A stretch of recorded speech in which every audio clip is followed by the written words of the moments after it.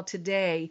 As the intro video showed, this past NCAA tournament, it drew 19 million average viewers. It had the highest average viewership of any televised basketball game in the last 5 years.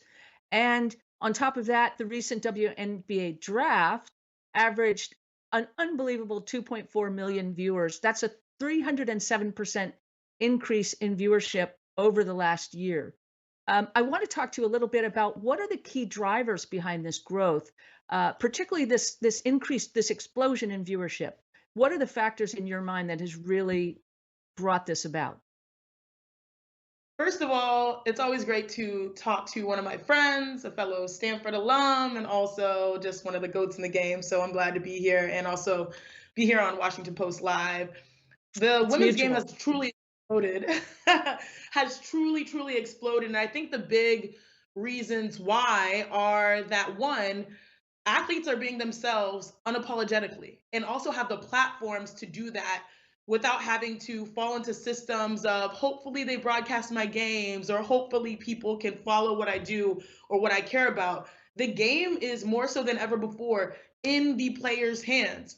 From their decisions on what school they want to go to, we are currently in an era of the transfer portal where players in some ways are bigger than their programs because they're getting recruited to be the stars of the program. For a long time, women's college basketball, it was the greats, right? Gino Auriemma, Pat Summitt, Tara Vanderveer, Kim Mulkey. Their names dominated the landscape along with like these stars in the sky that are almost like comets that you're like, okay, it's great for a moment, but you get the mainstay of the coaches and the programs, the dominance of Tennessee, UConn, Stanford, Notre Dame. That has changed.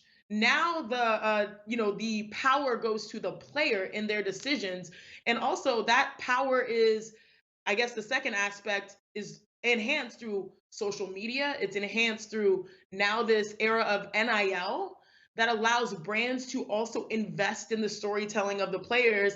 And then last but not least, I always say this, we're not new to this. We are true to this. The women's game has always been it. It's always been lit. It's always been a place where you can get a true appreciation for the craft that we have, the skills. Like nothing gets glossed over by, crazy fast plays or all these exclamation points that we see on highlights for the last few years, particularly when it comes to the men's game.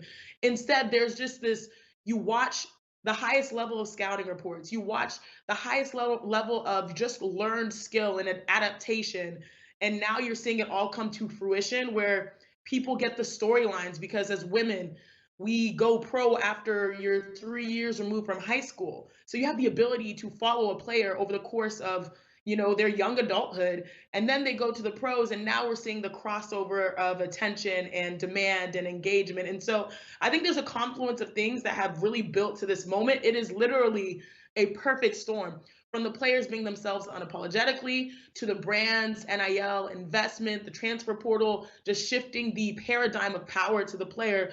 But more importantly, I think people see the reason why women's basketball is thriving is because people now see it's a place where you truly have room to grow. Your investment can be exponential. And, having a front row seat to this at ESPN, I say we're not new to this, we're true to this. The investment started years before to be ready for the moment where it does explode. And I'm grateful to be a part of a company that understood that and is now doing better to enhance it moving forward as well.